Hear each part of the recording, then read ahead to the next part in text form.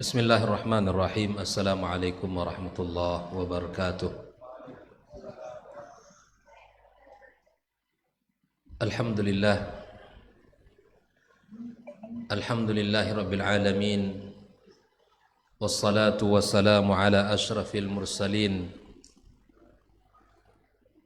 Sayyidina wa maulana Muhammadin wa ala alihi at-tayyibin wa ashabihi al-ghuril mayamin wa man tabi'ahum bi ihsan ila yaumiddin. Ashhadu an la ilaha illallah wahdahu la syarika lah waliyus salihin wa khaliqul khalqi ajma'in wa ashhadu anna Muhammadan abduhu wa rasuluhu an-nabiyyul amin. Qala ta'ala ya ayyuhalladzina amanu ittaqullaha haqqa tuqatih wa la tamutunna illa wa antum muslimun. Allahumma 'allimna ma yanfa'una wanfa'na bima 'allamtana wa zidna ilma ya alim. Amma ba'd. Kaum muslimin dan muslimat, hadirin hadirat, al-musyahidin wal musyahidat rahimakumullah. Alhamdulillah, puji dan syukur marilah senantiasa kita ucapkan kepada Allah Subhanahu wa taala yang meringankan langkah kita untuk bisa menuju rumah Allah yang mulia ini, menjalankan salah satu kewajiban kita sebagai hambanya, yaitu melaksanakan salat fardu maghrib berjamaah. Kemudian kita duduk dalam majelis ini sampai isya, kemudian kita akan melaksanakan salat fardu isya berjamaah insyaallah.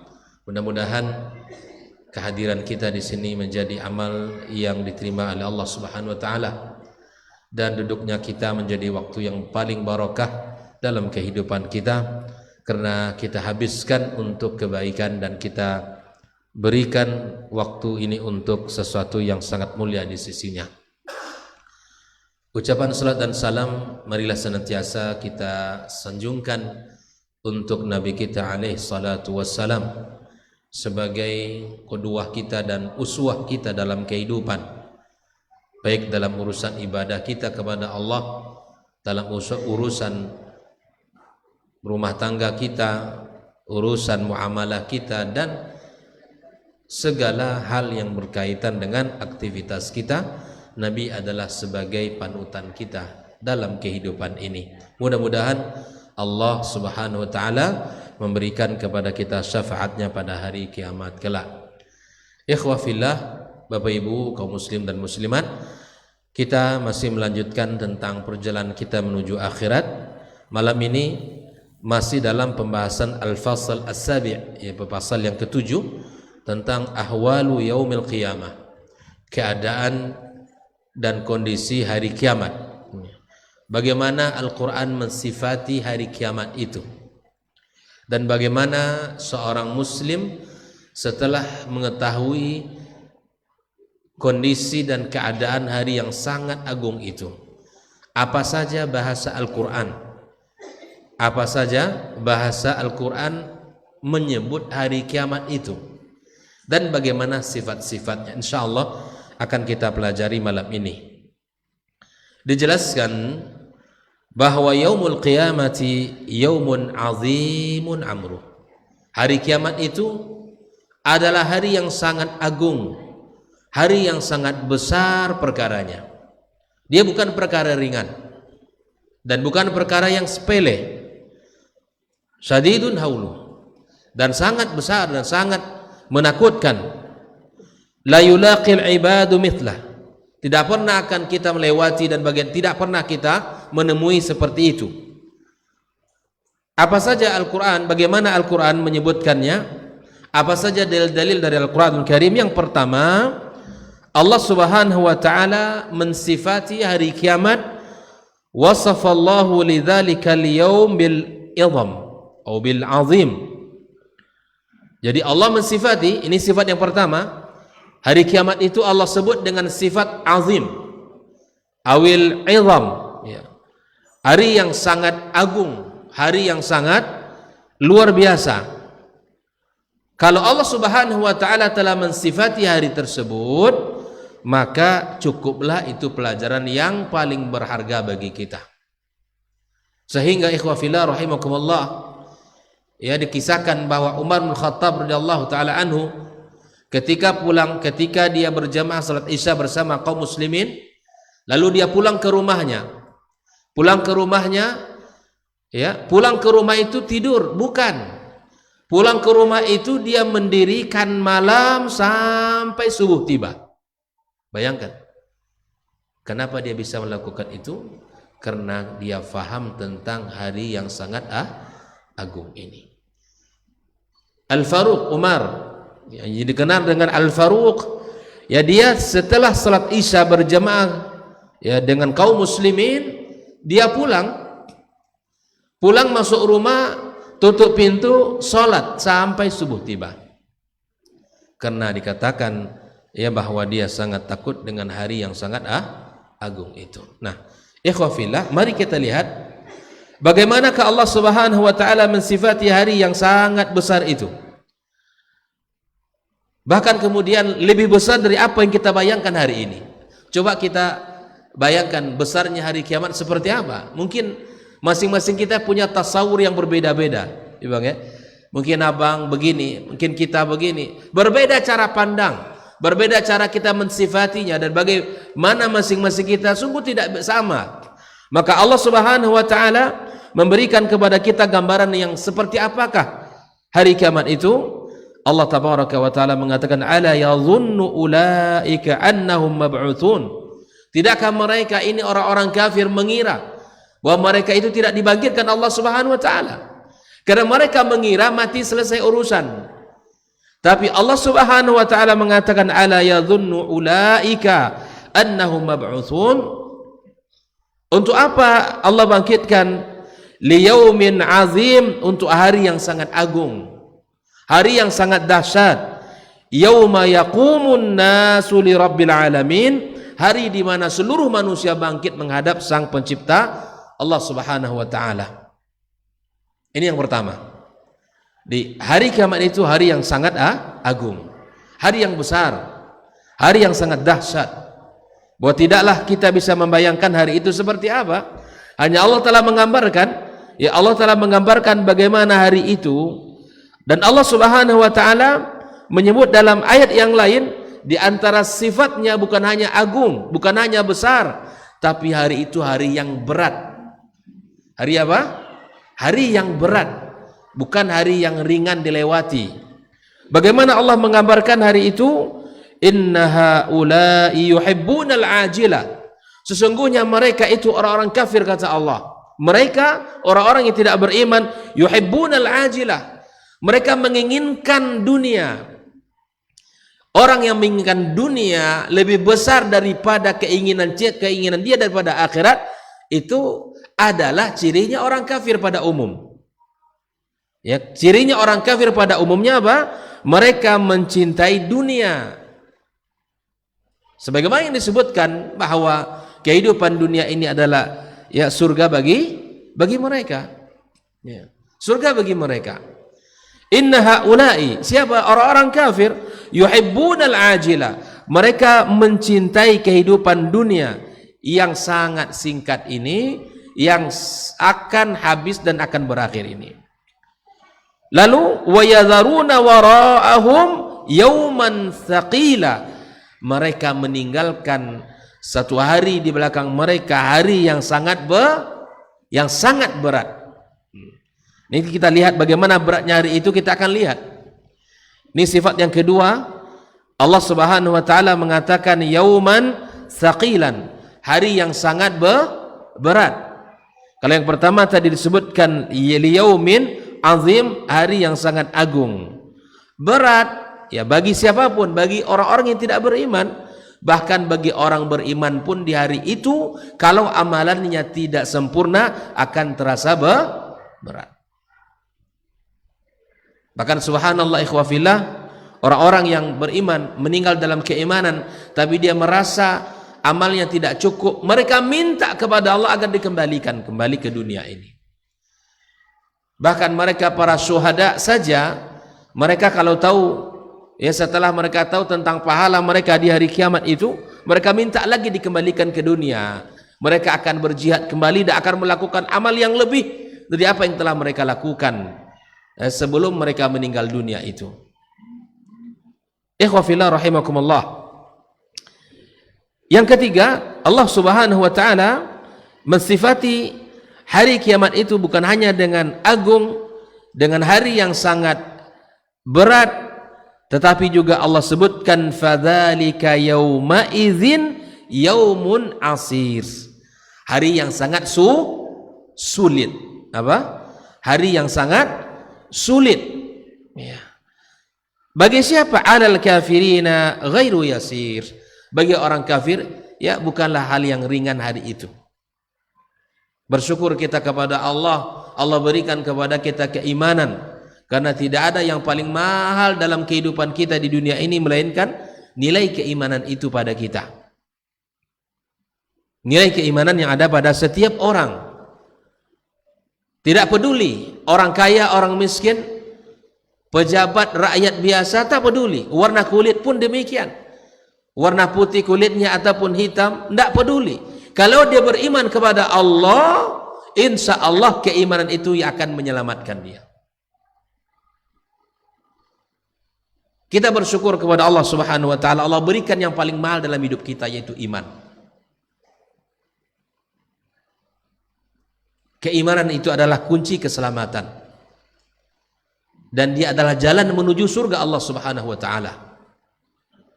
Makanya dalam keimanan kita harus selalu menjaga. Kenapa kita menjaga? Karena hati kita di tangan Allah. Nabi sallallahu alaihi wasallam menyebutkan kondisi orang di akhir zaman. Sungguh sangat cepat perpindahan seseorang. Asbahal mu'min, asbaha mu'minan wa amsa kafiran. Di pagi harinya dia mudah beriman, kokoh iman, tapi kemudian di sore harinya sudah kafir. Berpindah. Wa amsa mu'minan, di sore harinya dia beriman, tapi kemudian di esok harinya dia sudah berubah. Sebagaimana al-imanu yazidu wa yanqus, iman itu dia ikhwah fillah bertambah dan berkurang. Bertambah dengan apa? Dengan amal saleh. Duduk di majelis ilmu ini salah satu faktor yang bisa menambah iman kita. Ibarat kita ngecas HP kita, dicas. Kalau nggak ada baterai nggak bisa dipakai.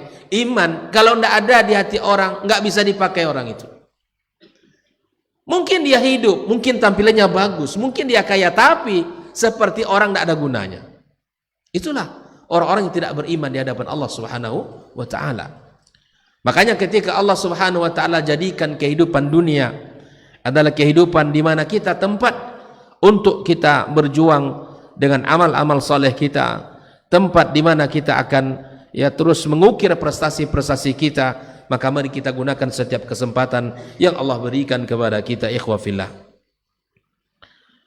Kemudian inilah tiga yang sudah kita bahas dalam pembahasan pertama, bahwa Allah Subhanahu wa taala mensifati hari kiamat dengan hari yang agung, kemudian hari yang berat, kemudian hari yang sulit, ya.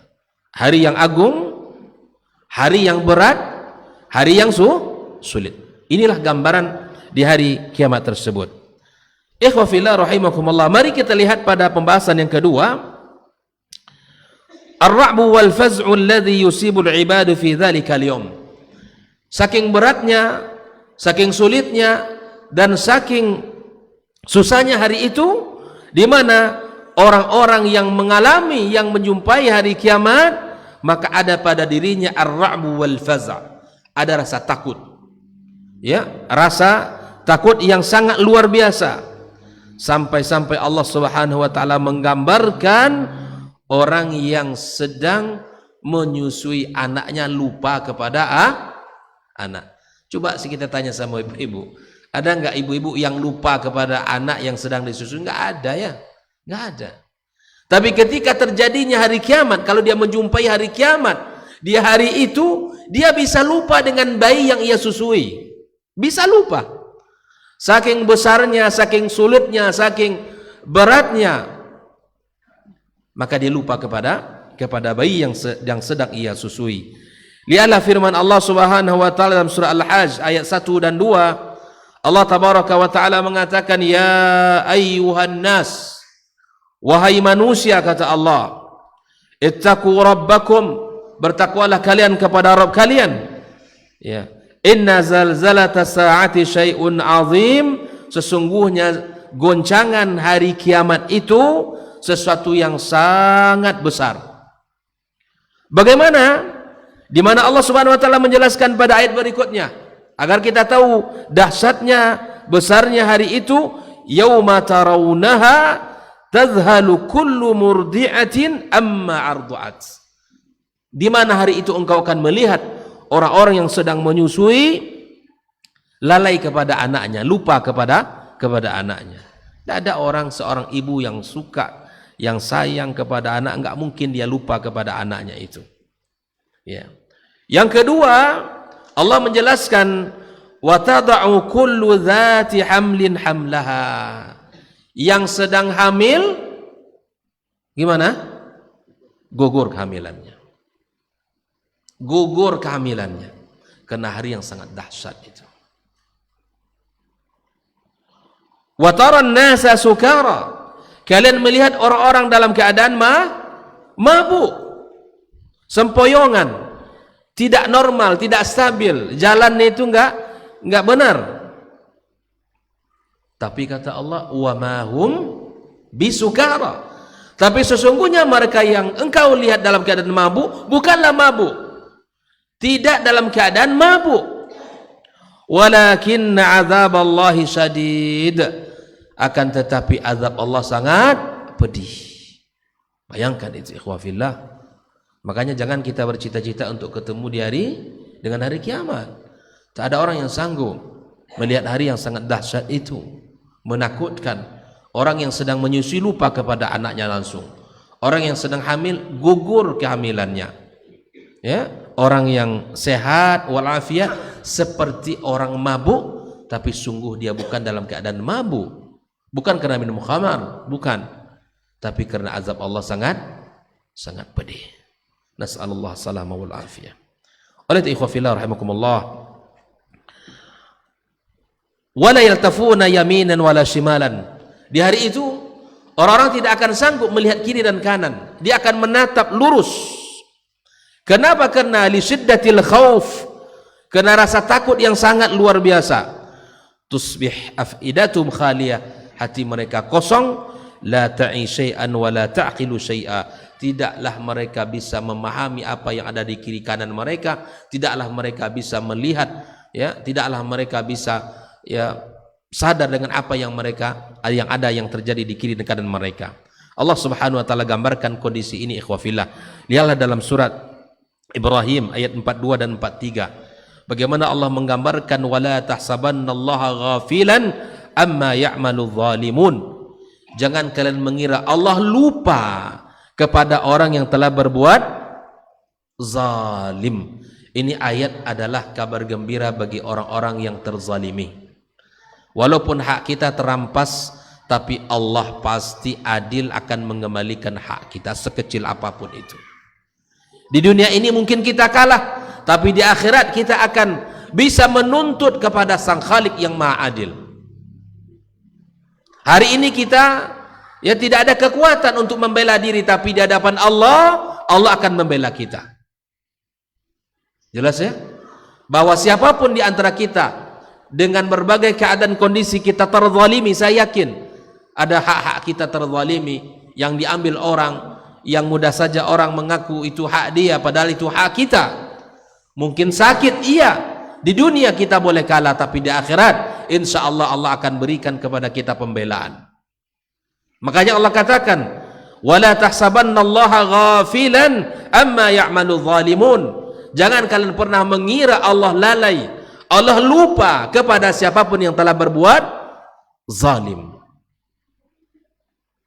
Baik itu dia mengambil hak orang lain atau dia zalim kepada dirinya sendiri dengan maksiat kepada Allah, ya, dengan meninggalkan perintah-perintah Allah Azza wa Jalla, dengan menjalankan, ya, keinginan hawa nafsunya. Maka jangan dikira orang-orang yang telah mengambil hak orang lain atau dia zalim kepada dirinya, tidak menjalankan perintah Allah, jangan kalian kira Allah itu lupa dengan keadaan kalian. Apa kata Allah? Innama yuakhiruhum liyaumin taskhasu fihil absar. Hanya Allah tunda sejenak saja. Ya, dunia ini menjadi ruang tunggu bagi kita untuk mendapatkan keadilan di hadapan Allah Subhanahu wa taala. Jelas ya?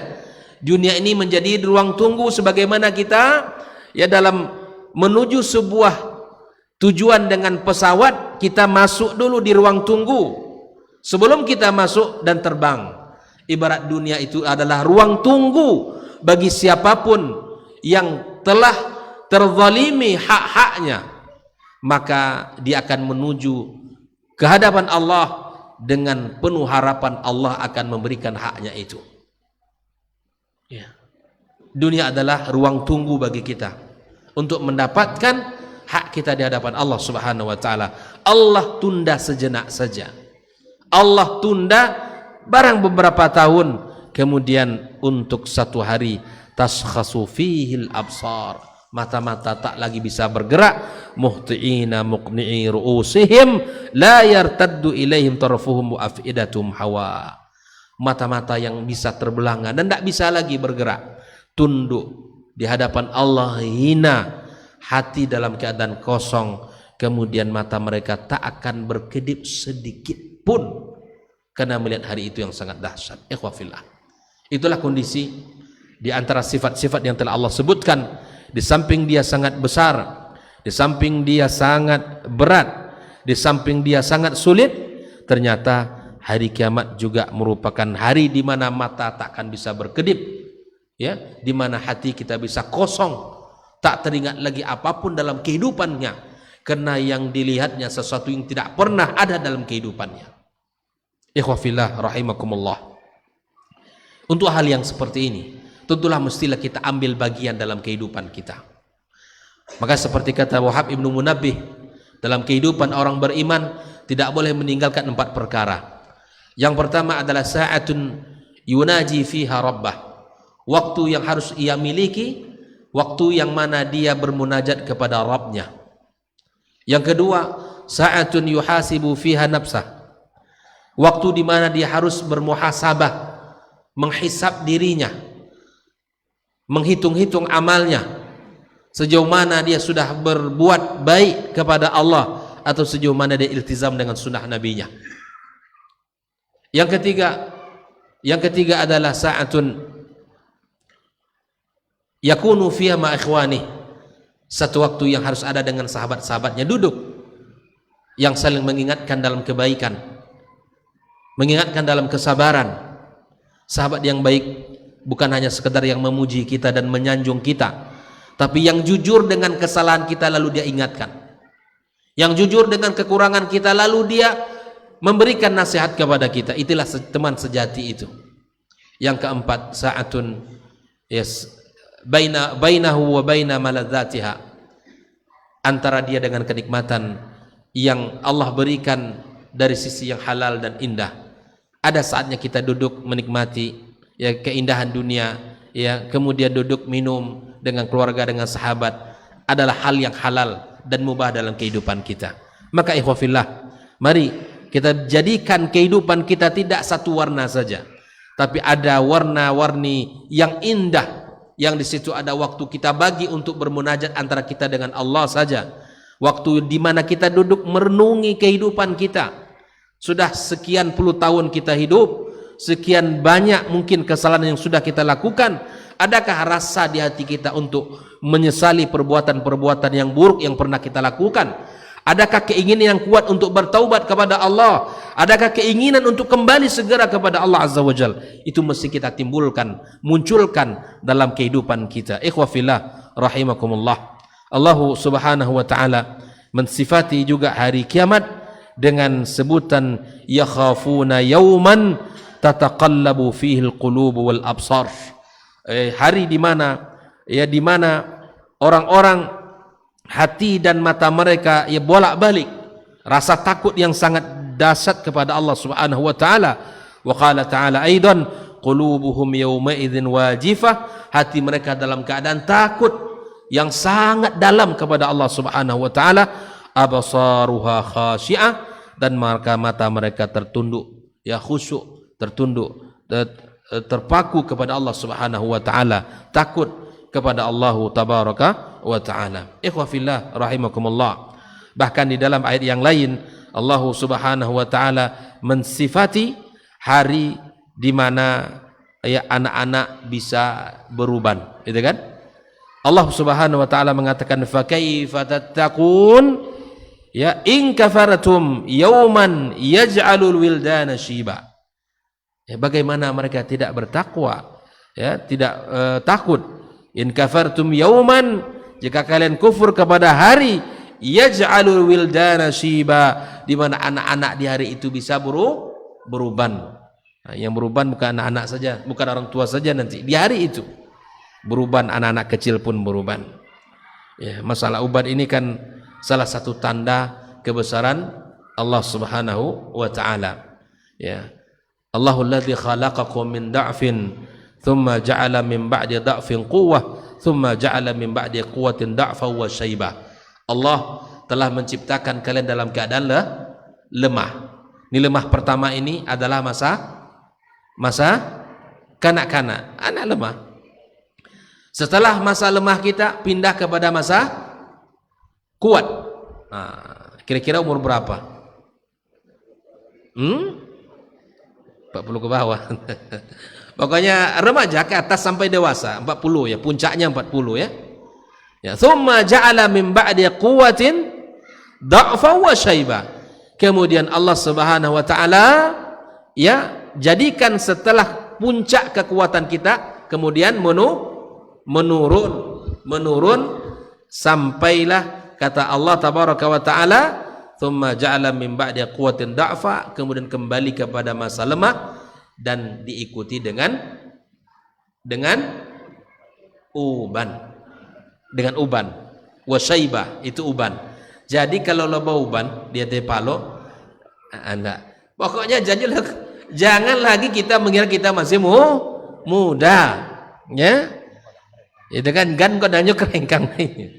Cukuplah sudah itu, sudah kita sudah beruban, satu helai saja tak bisa sanggup kita menahan. Tapi kemudian memang uban adalah tanda kebesaran Allah, tapi Nabi SAW mengajarkan sebuah doa kepada kita, berlindung dari pasangan, dari istri yang membuat kita beruban. Ada itu, Allahumma inni a'udzubika min zawjatin ya tusayyibuni qabla al-masyib. Ya Allah, aku berlindung kepada engkau dari pasangan yang membuat aku beruban sebelum masanya. Kodok-kodok baca doa ya, jadi tengok yang beruban kini ke gara-gara umur atau faktor umur atau faktor mana agaknya ya. Ini masih muda kok lebo uban nge tanyon kenyo lebo matanggo Allah alhamdulillah laju jawaban kan. Jadi subhanallah, meminta kepada Allah Subhanahu wa taala pasangan yang saleha, pasangan yang tidak mendorong kita cepat beruban. Nah, ibu-ibu tolong dongon. Jadi ternyata ada doa yang diajarkan Nabi itu. Ya, berlindung dari pasangan yang membuat kita beruban sebelum masanya, gitu kan? Sebelum masanya. Ikhwah fillah rahimakumullah. Dan hukum ya uban ya artinya itu sudah sangat jelas dalam Islam ya, tidak boleh dibuang dan tidak boleh disemir ya, kecuali dengan warna selain warna dasarnya, warna aslinya. Ini sudah berumur 60 tahun tapi hitamnya rambut lebih hitam dari anak umur 15. Setiap kali painya ndak akan tekan pangkas pai ke salon. Ada juga yang tutucun itu. Painya ke salon. Jadi dipermaknya lah kepalanya, rambutnya semuanya. Biarlah. Kenapa dibiarkan ruban? Agar kita tahu kita ini lemah sudah. Oh, ternyata subhanallah, saya sudah tua. Ya, sudah tua. Baik. Di obrolannya sudah hari kiamat, sudah itu. Obrolannya sudah bekal kita, obrolan sudah ketaatan. Ini caranya seperti cara anak umur 50 tahun Julai. La haula wala quwata illa billah ya. obrolannya sudah harus ya tentang bekal menuju akhirat, gitu ya. Baik, ikhwah fillah rahimakumullah. Lalu kemudian Allah Subhanahu wa taala di samping menyebutkan bahwa hari itu anak-anak bisa beruban, maka Allah juga mengatakan inqita'u alaikil ansab fi yaumil qiyamah. Ternyata ketika ditiup sangkakala oleh Allah Subhanahu wa taala, diperintahkan ya untuk ditiup sangkakala oleh Allah, maka terputuslah nasab antara mereka. Wah, ini. Jadi subhanallah, hari itu fa idza nufikha fis sur fala ansaba bainahum yauma idzin wala yatasaalun. Hari itu orang-orang ya tidak lagi bertanya, ya tidak lagi memperhatikan ya saudaranya, tidak lagi memperhatikan ya orang tuanya, tidak lagi memperhatikan kakak kandungnya, adik kandungnya, enggak ada lagi. Bahkan istrinya sendiri tidak lagi diperhatikan. Sebagaimana Allah tabaraka wa taala mengatakan di dalam surat Abasa, fa idza ja'atis sakhah, apabila datang hari kiamat. As-sakhah salah satu nama dari hari kiamat.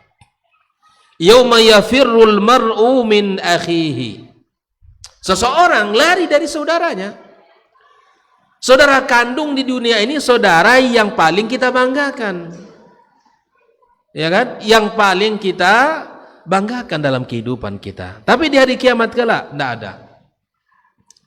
Setelah itu meningkat lagi wa ummihi wa abih, bahwa orang tua, ayah dan ibunya yang ia cintai dan ia muliakan, yang ia hormati di dunia ini, di hari kiamat lari dari mereka. Wa sahibatihi wa banihi, kemudian berikutnya dia lari dari istrinya yang ia cintai di dunia ini, yang ia sayangi. Wa banihi, terlebih lagi kepada pasangannya, kepada anak keturunannya. Subhanallah, inilah lingkaran yang paling terdekat dengan hubungan kita. Dimulai dari orang tua kita, ibu kita, kemudian saudara-saudara kita, kemudian apa? Pasangan dan anak-anak kita. Apa sebab ikhwafillah? Apa bunyi ayat berikutnya? Likulli imri'im minhum, karena masing-masing dari mereka tadi yauma idzin sya'nu yughni, ada urusan yang menyibukkannya, ada urusan yang membuat dia tidak bisa lagi memikirkan yang lain. Karena dia mengira kalau nanti dekat dengan dia, khawatir bahwa dosa-dosa dia akan tertimpa kepadanya. Tapi itu tidak mungkin, karena masing-masing akan membawa pahala dan dosanya. Tapi saking takutnya orang di hari itu, saking dahsyatnya orang di hari itu, maka dia tidak lagi ya memperhatikan kepada saudaranya, ibu kandungnya, bapak kandungnya, ya istri dan anaknya. Hari itu dia takut kepada Allah Subhanahu wa taala. Ini kata Allah Azza wa Jalla. Maka untuk hari yang seperti ini, falyasta'iddu, bersiap-siaplah untuk hari yang sangat agung ini, hari yang sangat dahsyat ini, hari yang sangat sulit ini, hari yang sangat berat ini, hari yang membuat di mana anak-anak bisa beruban. Falyasta'iddu, masing-masing kita ikhwah fillah, terutama diri anak sendiri dan kita semua, ya sesungguhnya nasihat ini untuk anak dan untuk kita semua. Sesungguhnya yang kita butuhkan adalah bekal kita dan persiapan kita menuju Allah Subhanahu wa taala. Karena orang-orang yang mengingat akan kematian, yang mengingat akan bekal, itulah orang-orang yang cerdas, kata Nabi sallallahu alaihi wasallam ketika ditanya Nabi kita alaihi salatu wassalam, man akyasun nasi ya Rasulullah, siapakah orang yang paling cerdas itu? Aktsaruhum zikran lil maut, orang-orang yang senantiasa mengingat akan kematian. Wa asyadduhum isti'dadan, dan orang yang paling pintar adalah orang yang paling siap untuk menghadapi kematian dan mempersiapkan bekal untuk hari itu. Ikhwah fillah rahimakumullah, inilah hari yang dimana ya Allah Subhanahu wa taala menyebutkan keadaan kondisinya sangat menakutkan dan menegangkan, sampai orang-orang yang kita cintai pun kita tidak peduli kepadanya, itu kan? Kepadanya. Kemudian Allah Subhanahu wa taala pun menggambarkan di dalam ayat yang lain, Ya ayyuhan nas, wahai manusia, kata Allah, ittaqu rabbakum, bertakwalah kalian kepada Rabb kalian, wakhshaw yawman, dan takutlah kalian akan hari la yajzi walidun an waladi. Tak bisa. Hari yang mana seorang ayah tak bisa membalas, tak bisa mengasihi anaknya. Wala mauludun huwa jazin an walidihi. Anak tak bisa memberikan penghormatan, memberikan bakti kepada orang tuanya. Anak tak bisa membantu orang tuanya. Jelas. Allah sudah sangat jelas menyebutkan, ya, hari yang mana tidak lagi bisa seorang ayah memperhatikan anaknya, dan anak pun tak bisa membantu ayahnya. Ya, inna wa'dallahi haqqa. Sesungguhnya janji Allah itu benar. Allah Subhanahu wa taala juga menggambarkan, ikhwah fillah, wattaqu yauman, kata Allah, bertakwalah kalian akan satu hari, la tajzi nafsun an nafsin syai'a wa la yuqbalu minha syafa'atun wa la yu'khadhu minha 'adlun wa la hum yunsarun. Hari di mana seseorang tidak bisa, ya, membantu dirinya, tidak bisa membantu orang lain, di mana juga tidak diterima syafaatnya, tidak diterima, ya, dari apapun dari orang lain kecuali dari apa yang telah ia lakukan dalam kehidupan di dunia ini, dan mereka tidak akan ditolong Allah Subhanahu wa taala. Sangat banyak ayat-ayat yang Allah gambarkan tentang kondisi dan keadaan hari kiamat tersebut. Maka tentu ini adalah bukan sekedar kita membaca ayat-ayat ini, ikhwah fillah, bukan sekedar hanya menggambarkan hari itu, tapi hasil dari pembahasan kita ini hendaklah melahirkan amal. Mata kita tunduk kepada Allah, telinga kita terjaga dari pendengaran-pendengaran yang tidak baik, ya, lisan kita terjaga dari ucapan-ucapan yang kotor, perut kita terjaga dari sesuatu yang haram masuk ke dalamnya, kaki kita melangkah ke tempat yang Allah cintai. Inilah hasil daripada kita mempelajari tentang yaumil akhir ini. Makanya di antara ungkapan para ulama, ya, kenapa Allah Subhanahu wa taala menggambarkan iman kepada Allah dengan iman kepada yaumil akhir selalu disandingkan, ya, man kana yu'minu billahi wal yaumil akhir, kan begitu hadisnya, ya kan, man kana yu'minu billahi wal yaumil akhir, apa lagi, falyakul khairan aw liyasmut, hendaklah dia berkata baik atau lebih baik dia diam, ya kan. Man kana yu'minu billahi wal yaumil akhir falyukrim jara, muliakan tetangganya, tamunya, falyukrim daifahu, muliakan tamunya. Sangat banyak hadis-hadis yang yang Nabi sebutkan, di mana antara iman kepada Allah dengan iman kepada yaumil akhir. Begitu juga dengan ayat-ayat Al-Qur'anul Karim. Allah gambarkan iman kepada Allah dan iman kepada yaumil akhir. Kata para ulama, yang menyebabkan kita semangat beribadah, semangat untuk melakukan ketaatan, tidak lain selain daripada iman kepada Allah, karena kita yakin akan adanya hari kiamat. Itu dia. Hari itu hari pembalasan. Di sini hari beramal, seperti Ali mengatakan, ad-dunya darul amal wal akhiratu darul, sambung, ad-dunya darul amal wal akhiratu darul jaza. Dunia tempat kita beramal, akhirat adalah tempat dipanen, dibalas segala amal kebaikan kita. Duduk dalam majelis ilmu belum nampak lagi. Seperti Nabi mengatakan apa? Wa mastama'a qaumun fi baitin min buyutillah, ya, yatluna kitab Allah wa yatadarasuna fima bainahum illa nazarat alaihimus sakinah. Mungkin ketenangan mungkin ada dirasakan. Wa ghasyatuhumur rahmah, diliputi oleh rahmat Allah, mungkin juga di antara kita juga merasakan itu. Ya, wa hafathumul malaikat, dan mereka ini apa? Dikelilingi oleh malaikat-malaikat Allah. Wa dzakarhumullah fi ma indah. Allah sanjung-sanjung si fulan ini belum lagi kita terasa hari ini. Tapi nanti dari kiamat kala, ketika seorang hamba yang beriman meninggal dunia, ya, jangan dikira meninggal mungkin di dunia senyap-senyap saja, tapi di aras sana, makhluk di atas aras sana, Allah umumkan itu. Umumkan. Kalau Allah sudah mencintai hambanya, Allah umumkan, Allah mencintainya. Maka seluruh malaikat ya disuruh untuk mencintainya. Bayangkan itu. Dan ketika seorang hamba meninggal dunia, ruh yang keluar itu, seluruh makhluk yang ada di arsy tahu itu adalah si fulan yang meninggal dunia. Allah. Jadi ada orang yang memang di dunia tidak dikenal. Kalau bahasa kini tidak viral doh, ya kan? Tapi viral di langit tidak ada masalah. Tidak terkenal pun kita di dunia tidak masalah. Asal Allah dan para malaikat-malaikatnya mengenal kita. Yang masalah di dunia viral, di akhirat tidak tahu tuh malaikat siapa yang meninggal. Ruh yang naik busuk, muntina. Malaikat yang turun, malaikat azab, membawa kabar yang sangat menakutkan.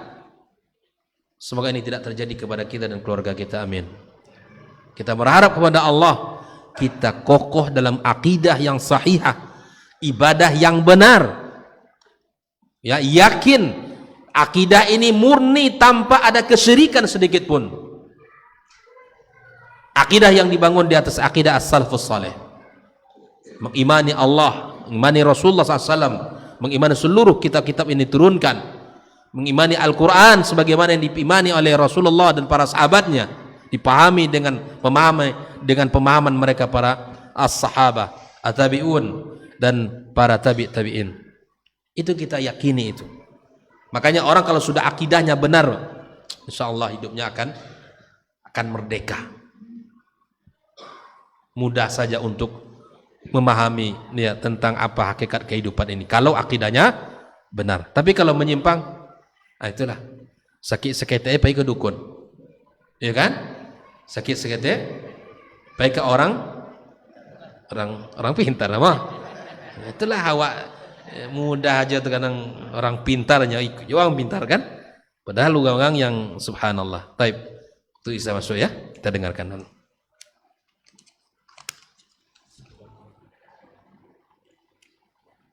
Bismillah.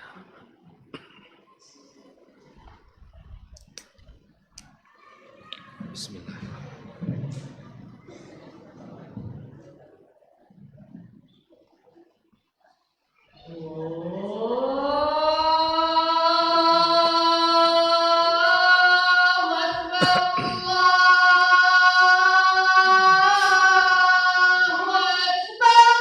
Allahu akbar, Allahu akbar.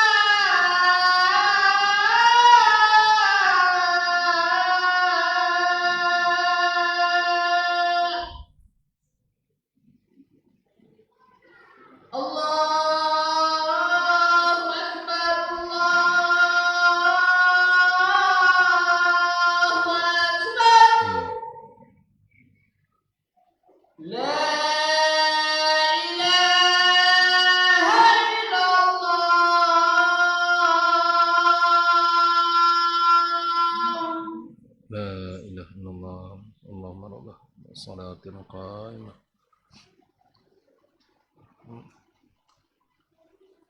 Allah.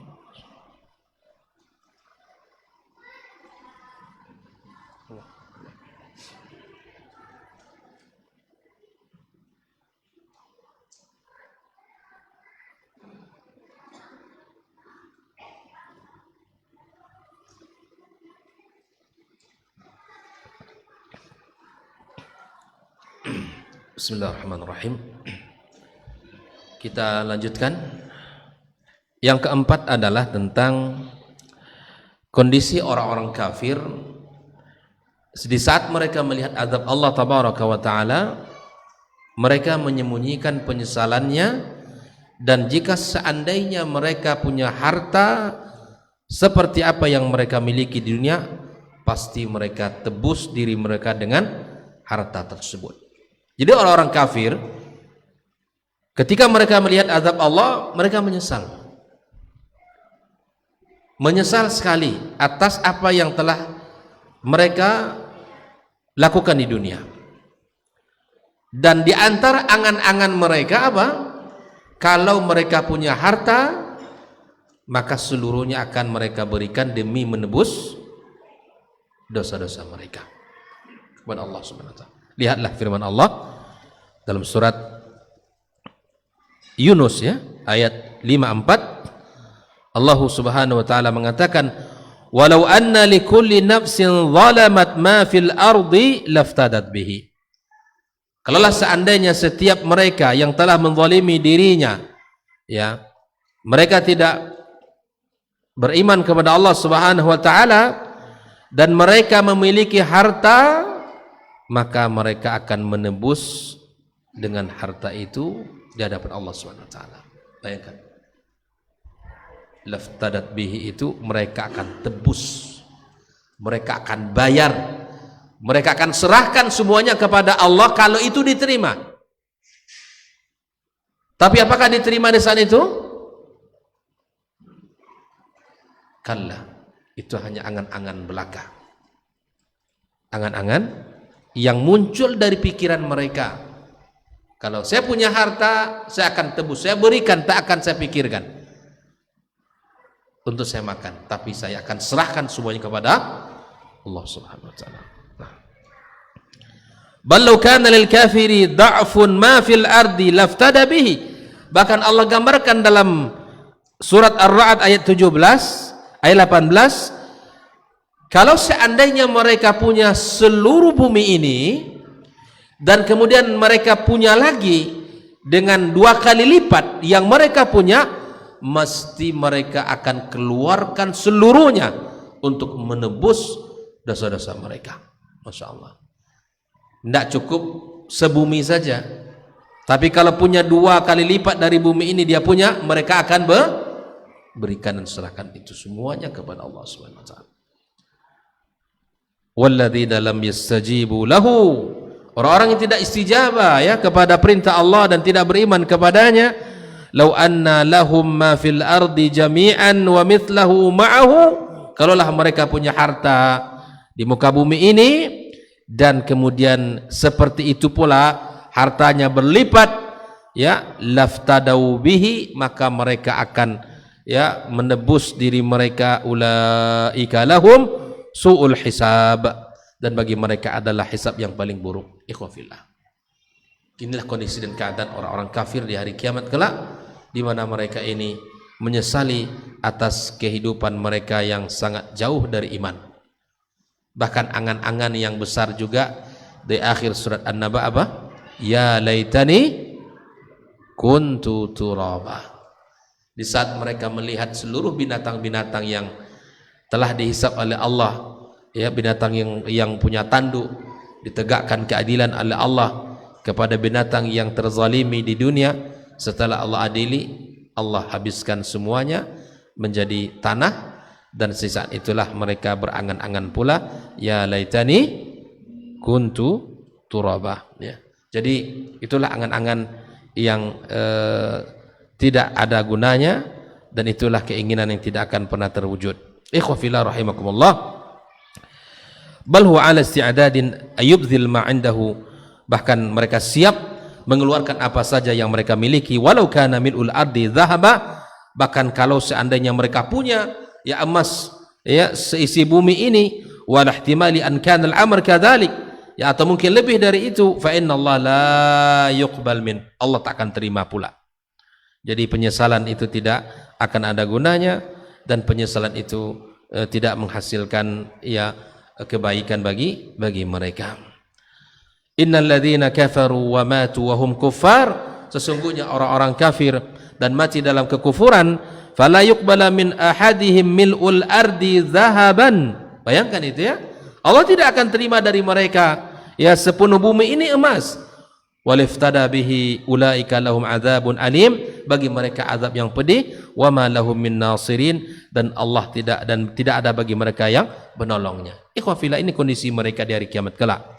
Ya, di mana menyesali atas perbuatan mereka dan menginginkan untuk menebus seluruh ya kekhilafan mereka, dosa-dosa mereka.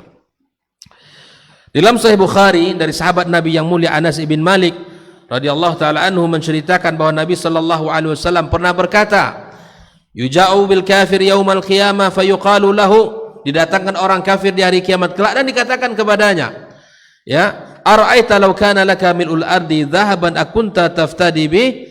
Wahai kafir, kalaulah seandainya kamu ya kamu punya sejumlah emas, ya emas sejumlah bumi ini, apakah engkau gunakan itu untuk menebus dirimu? Fayaqulu na'am, iya pasti aku lakukan itu, kata dia. Fayuqalu lahu, maka dikatakan kepada si orang kafir ini, qad kuntu sa'altuka ma huwa aisaru min dzalik. Kata Nabi sallallahu alaihi wasallam, qad kuntu sa'altuka ma huwa aisar min dzalik, bahwa aku telah minta kepada kamu di dunia lebih mudah daripada itu. Bayangkan ya, di dunia hanya cukup mengatakan asyhadu an la ilaha illallah wa asyhadu anna Muhammad Rasulullah, sudah. Dengan kalimat itulah akan Allah mudahkan jalannya untuk masuk surga. Bayangkan ya. Jadi kata Nabi SAW bahwa di dunia telah aku minta kepadamu yang lebih mudah daripada itu sesungguhnya.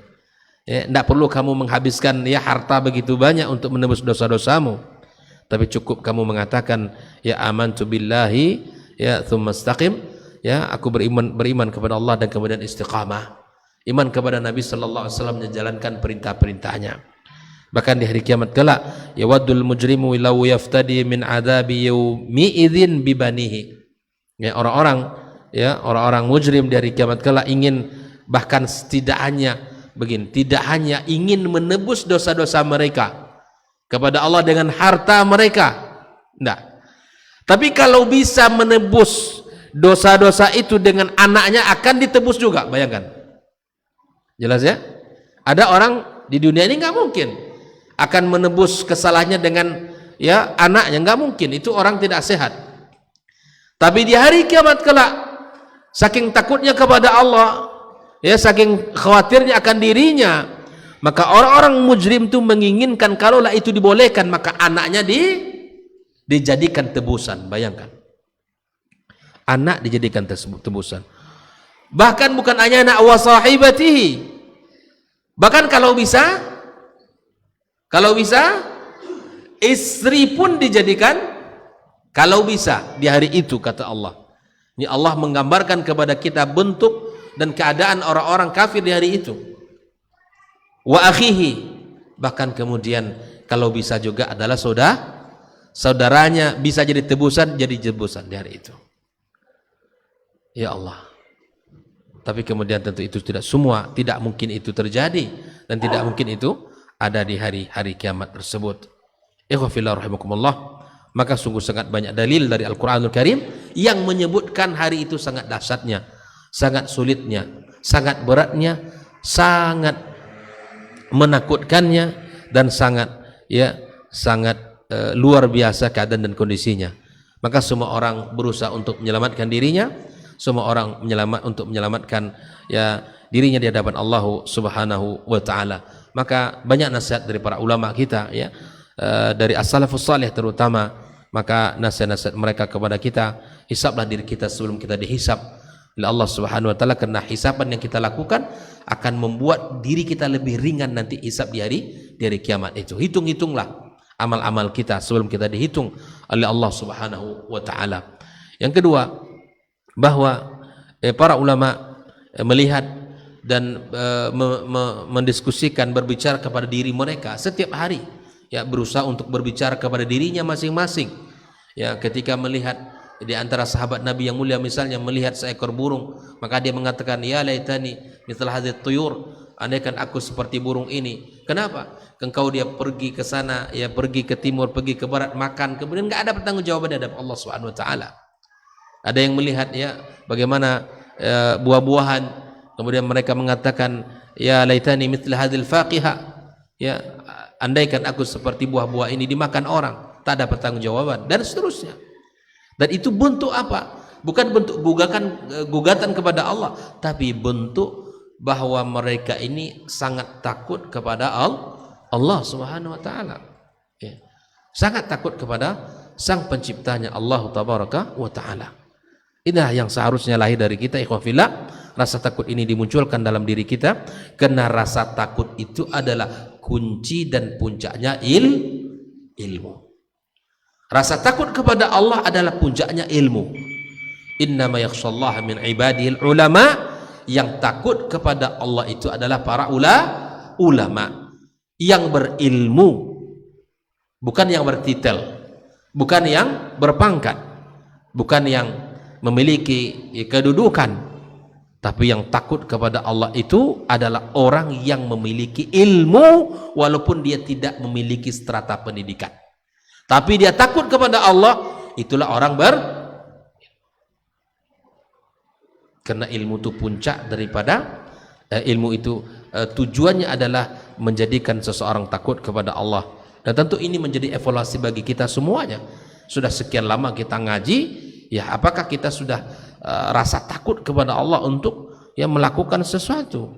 Apalagi di saat kita sendiri, ya, di saat kita berada dalam kesepian, di saat kita berada di saat orang tidak ada melihat di kamar kita, ya, di saat malam hari tak ada orang yang tahu. Di balik tembok rumah kita, kamar kita, ya, ruangan kita, yang ada hanyalah Allah Azza wa Jalla. Bisakah kita menahan mata kita, menahan sesuatu yang membuat kita melanggar aturan Allah Subhanahu wa taala? Sungguh itu adalah keimanan yang bisa menahan itu semua. Makanya kata Nabi sallallahu alaihi wasallam, di antara buruknya sifat orang-orang yang disebutkan oleh Nabi SAW bahwa di hari kiamat kelak itu adalah orang-orang, ya, membawa pahala seperti amthal jibal Tihama. Ada orang di hari kiamat itu pahalanya seperti bukit Tihama. Bukit Tihama itu bukit yang paling besar di kota, ya, Yaman, ya, bukit besar sampai Nabi menyebutkan pahalanya seperti bukit itu. Bayangkan betapa banyak kebaikan yang ia lakukan, putih bersih. Tapi kemudian Nabi Shallallahu Alaihi Wasallam jadikan amalan itu seperti debu yang berterbangan. Ya. Bahkan para sahabat mengatakan, sifhum lana ya Rasulullah, tunjukkan kepada kami ciri-ciri mereka siapa. Wah, dengarkan hadis ini. Hum min jildatikum, kata Nabi, dia dari golongan kalian. Ya, maksudnya dia beriman seperti kalian. Ya, salatnya seperti salat kalian, dan bahkan salatnya itu melebihi dari salatnya orang biasa. Malam diisi dengan ibadah kepada Allah Subhanahu wa taala.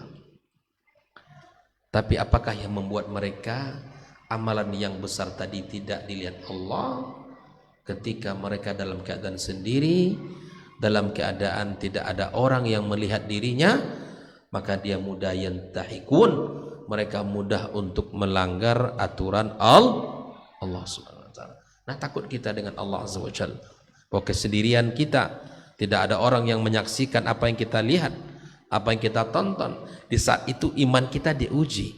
Kalau dia mudah saja untuk melanggar aturan Allah itu, dikhawatirkan nanti seperti yang disebutkan Nabi Sallallahu Alaihi Wasallam, amal yang besar tadi tidak dipandang, dijadikan debu yang berterbangan, wa'iyadzubillah.